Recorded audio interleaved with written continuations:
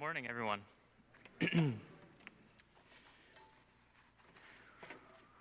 With all of the goings on in our world today, I'm always grateful that we live in the country that we do, that we're free to come here on a Sunday morning and worship God and express the love that we have for God and share that with others.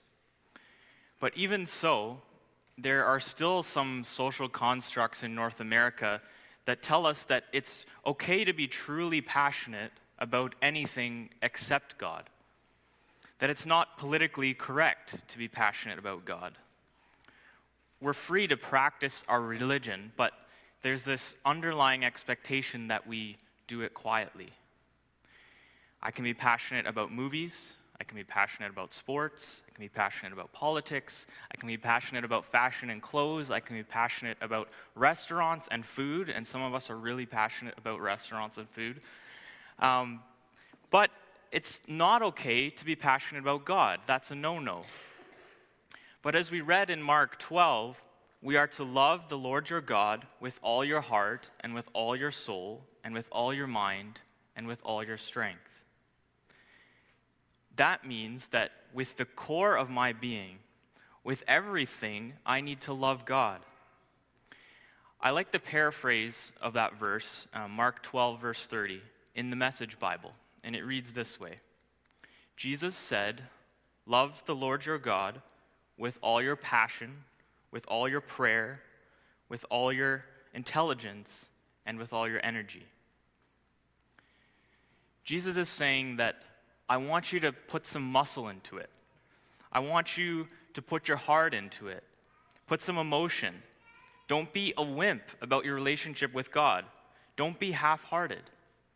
Jesus is saying that if you're going to follow me, you've got to do it with passion. You've got to give it some oomph, some spark. So where do we start? Where do we start at getting this spark in our lives? How do we prepare ourselves to give God 100%? Well, for starters, I think most of us would agree that it's pretty hard to love someone if you don't know them. When Joel is back in a couple weeks from Malawi, he's going to be starting a series on getting to know Jesus.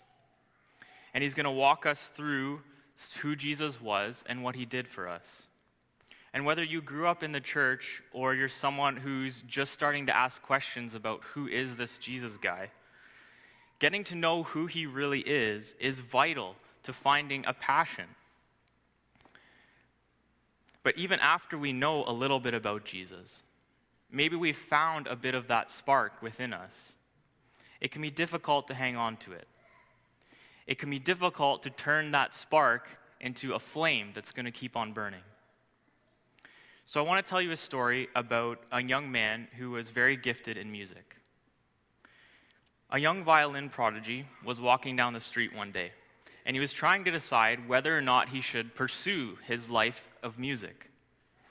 And so it just happened that he came across, as he was walking down the street, one of the most famous violin teachers in the world.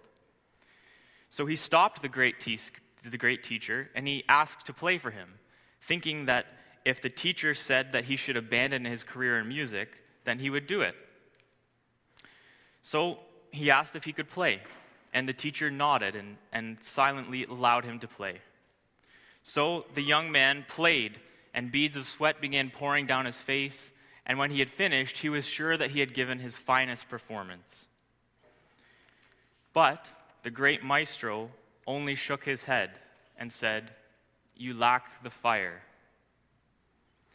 The young musician was devastated. But nevertheless, he knew what he was going to do. So he went home and he announced his intentions to give up the violin. He was going to give up his life of music. And after a few years, he started a career in business. And he actually became very successful to the point where he had more wealth than he had ever imagined. And about a decade later, he found himself walking down another street in another city, and he encountered that teacher again. And so he rushed over to him and he said, "I'm sorry to bother you. You probably don't remember me, but I stopped you a few years ago and I played my violin for you. And you told me that I lacked the fire. I just wanted to thank you." Because after your advice, I abandoned my greatest love, the violin, and as painful as it was, I became a businessman and enjoyed great success, which I owe all to you. But one thing you have to tell me, how did you know that I didn't have what it takes? How did you know all those years ago that I lacked the fire?" And the great teacher just shook his head and said sadly, "You don't understand. I tell everyone who plays for me that they lack the fire. If you had it, you wouldn't have listened." Sometimes when we first discover the good news about Jesus, about Christ, about who he is and the incredible sacrifice that he made for us so that we could be free of sin and death, we can get excited. Like, this is an incredible thing. And we can be like this violin player was about his great talent. We can get emotional even. But when we encounter barriers, like the temptation of wealth or the opinion of other people, maybe worrying about what they think of us, we can often let that initial passion that we had subside, or we even begin to question it, like the violin prodigy did. And similarly, like in the passage we read in Revelation this morning, like the church in Ephesus, we can begin to lose some of that excitement, that passion over time. But actually, if we take a closer look at that passage that we read, in verse 4 we read this: "But I have this against you, that you have abandoned the love that you had at first." The word used here in the Greek literally means to leave or to abandon. So we're not just talking about losing our passion, as if it's something that just kind of happens to us. We're actually talking about leaving it, which suggests that we have a conscious choice to make. Our passion is something that we can have a degree of control over. We can make choices that allow it to flourish and strengthen our walk with God, or we can make choices that impede or inhibit our passion. But here again is the hard part.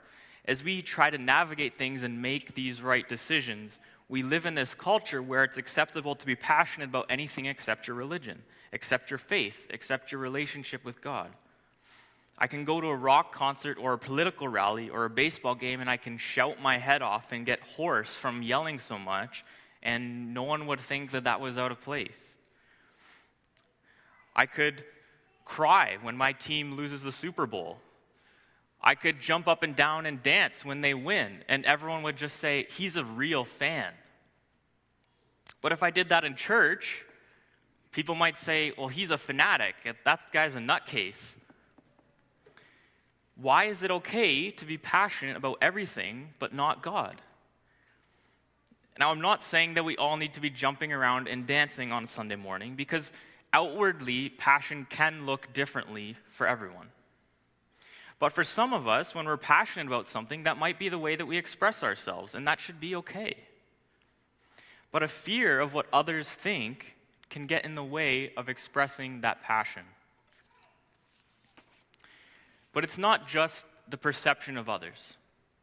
The reality is that there are many things in your life conspiring to keep you from being passionate. And it dissipates your energy. It makes you tired. So this morning I want to look at a few other passion barriers, things that rob the joy and the excitement out of your life, and look at how we can overcome them. The first barrier that I want to talk about is having an unbalanced schedule. By this, I mean that if you are overworked, or even if you are underworked, you're going to lose your passion for life and for God. The Bible teaches us that there are different seasons in life, and that we need both work and rest to function properly. Too much work will cause you to lose your passion, and too much of nothing or boredom will cause you to lose your passion too. If I had to guess, I would probably say that on average, about half of us here this morning need to work a little less, and about half of us could probably work a little bit more. Generally, that's how it kind of sorts out. And I know that at different times in my own life, I've found myself at both extremes from time to time. For some of us, the problem is that we are always helping. We're always serving, always working, always being generous with our time and resources, but we never take the time to recharge. Guess what can happen? You get tired. Eventually, you get to a point where you find it hard to keep caring because all of that work and effort you're putting in is starting to stress you out. For others of us, we're the opposite. We spend a lot of our time taking things in. We go to church, maybe, we go to Bible studies, we go to all the right places and we learn all the right things, but we don't do anything about it. When Jesus said to love the Lord your God with all your heart and with all your soul and with all your mind and with all your strength, he followed it up right away by saying, and love your neighbor as yourself. A passion for God inevitably leads to working that out in service to others. So if we're going to allow our passion for God to grow, we need both work and rest. And just like being physically fit requires a balanced diet, being spiritually fit requires a balanced schedule. Another barrier to passion that we can have is having an unused talent. If any of you have ever worked at a job where you felt like your talents or your skills were being wasted, you might be able to relate to what I'm talking about here. If you have a job that doesn't use your talents to any degree, you are quickly going to lose your zeal and your passion for that job. You're going to burn out. And the same can be true for our spiritual lives. The reality is that God has given each of you a special role in this world. 1 Peter 4, verse 10 reads, "As each has received a gift, use it to serve one another as good stewards of God's varied grace." He has given each of you talents and abilities, but he didn't give them to you so that you could keep them to yourself. He gave these gifts to you so that you could share them for the benefit of those around you. But if you don't use your talents, if you don't use these gifts, you're going to lose your passion. Now, I know that it can be tough to figure out what your gifts are and how you should use them in the first place. But later this month, as David mentioned, there's going to be a 3-week spiritual gifts course actually offered here at the church. And so if you aren't sure what kind of gifts you have, or maybe you kind of have an idea, but you're not sure how you can best put them to use in a good balance, I would suggest that you sign up for this course. I would encourage you because when we're putting our talents to good use, when we feel much more fulfilled when we do that. We have a sense of renewed zeal in our lives that we wouldn't have otherwise. A third barrier that I want to talk about this morning is a lack of support. The principle behind this is simple. Sometimes you lose a passion for God because you are not spending enough time around other people who have a passion for God. I remember when I was a kid, I used to be a huge Toronto Maple Leafs fan. There was a big reason for this. My dad was a Leafs fan. But even more than that, I played on hockey teams with other kids who were passionate about hockey and passionate about the Leafs. I went to school, and a lot of my friends there were Toronto Maple Leafs fans. Some of them were Habs fans, but I won't go there. Having all of these people in my life who were passionate about hockey and passionate about the Leafs made it easy for me to share that passion. As a kid, I almost never missed a game on TV. I followed the stats. I wore the logo on my clothes. I was a fanatic, to be honest. But when I got older, I moved to university, and most of my friends there could have cared less about the Maple Leafs. I wasn't home anymore with my dad watching the games every night, and I was no longer playing in a full-time hockey league. Eventually, for the most part, I just stopped caring. And now I would consider myself a lukewarm Leafs fan at best. The same thing can happen to us in our spiritual lives. When we spend more time around other Christians, we will see our passion grow. But when we draw back from those relationships for whatever reason, eventually we start to feel far from God. We can feel like God is far from us. That's because we were made to be in relationship with one another. And that's why meeting together regularly is so important. Now, there are lots of reasons that we might withdraw. I'll get back to church soon. I've been busy. I've got other things that I have to do. I'll get back soon. I can watch the sermons on the internet, so when I have time, I'll go back to church. But whatever the reason is, we stop spending time with other people who have a desire for God, and our hearts begin to grow cold. We need other people to warm us up. There's some very practical advice that can be found in Ecclesiastes chapter 4. 2 are better than 1, because they have a good reward for their toil. For if they fall, one will lift up the other. But woe to one who is alone and falls and does not have another to help. So if you haven't yet, maybe consider joining a small group. And when you come to church on Sunday morning, be intentional about investing yourself in the lives of other Christians. Because we are all far from perfect. And no matter how strong you think you might be, at some point you will fall. You can't control that. But what you can control is you can make sure that when you fall, you have people around you to help you up. So maybe you're someone who finds yourself lacking in zeal from time to time. Maybe you are someone who once had a great passion for God and you've since felt that spark kind of fade away. Or maybe you're someone who's just discovering what a passion for God might mean in your life. In any case, we must remember that the ultimate display of passion was given by Jesus when he sacrificed his life and died on the cross because he was passionate about you and he was passionate about me. Living a passionate life in return can seem like a big undertaking. And ultimately, there are many barriers that can impede us. But if we can get a better handle on some of these things, on balancing our schedules with both work and rest, on using our talents to serve God and serve other people, and on surrounding ourselves with other people who love God and are on fire for Him, we just might be able to find that passion and give to God of our whole selves.